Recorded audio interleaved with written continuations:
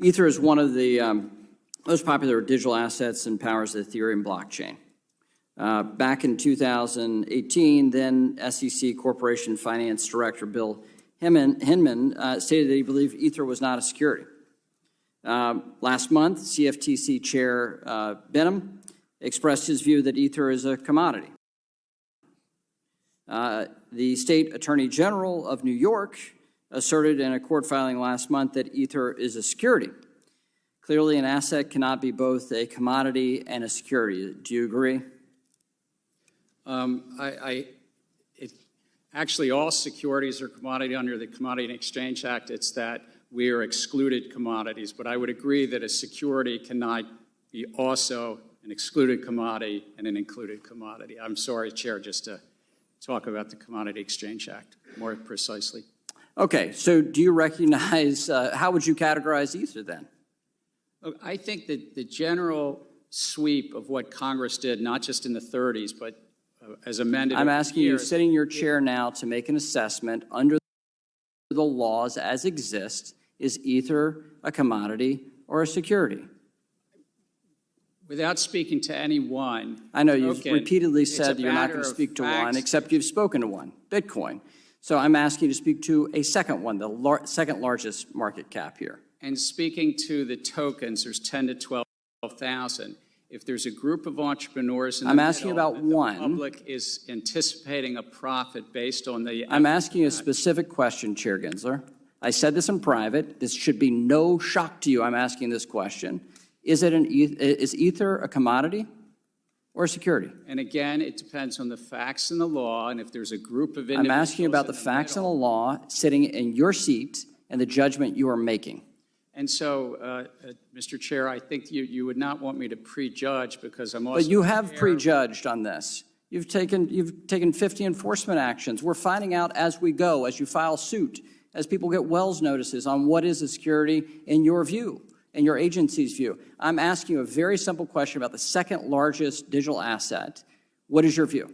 And my view is if there's a group of individuals in the middle that the public is anticipating... All right, so let me just ask a second question then. Do you think it serves the market for an object to be viewed by the commodities regulator as a commodity and the securities regulator to be viewed as a security? Do you think that provides safety and soundness for the product? Do you think it provides consumer protection? Do you think it serves the value of innovation? I think no should be a very simple answer for you here. I think that uncertainty is bad, is it not? And I think that Congress has said that there's one agency, the Securities and Exchange Commission, under this committee. And you won't answer my question, and you're the head of that agency. So give me a break. Come on. I'm answering it in the generic because you would not want me to speak about any one set of facts and circumstance. Okay, so, but you've already spoken. Have you said anything about Bitcoin? My predecessors and the agency itself has spoken to them. Okay, yes. But you're not willing to do the same about Ether. Okay, so let me just step back. There's a lack of clarity here in the marketplace. Can you at least agree to that? I think that the clarity is there. The law is clear. All right. There's a group of individuals let me be explicit about this. The market doesn't see it. Your regulatory actions and the CFTC's regulatory actions say that there's a great deal of uncertainty here.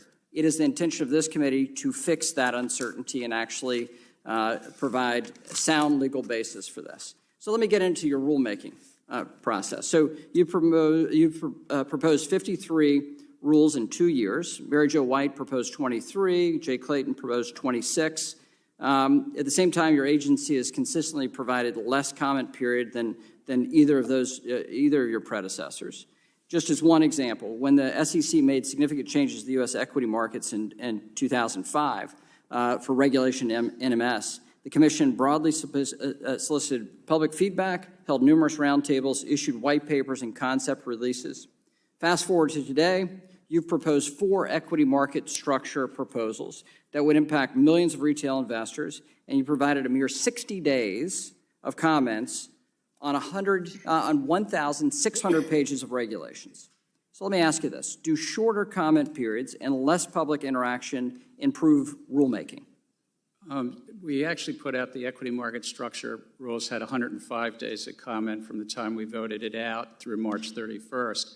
But I think robust public input helps us greatly, and we take comments on our rules. Our average has been about 70-plus days overall.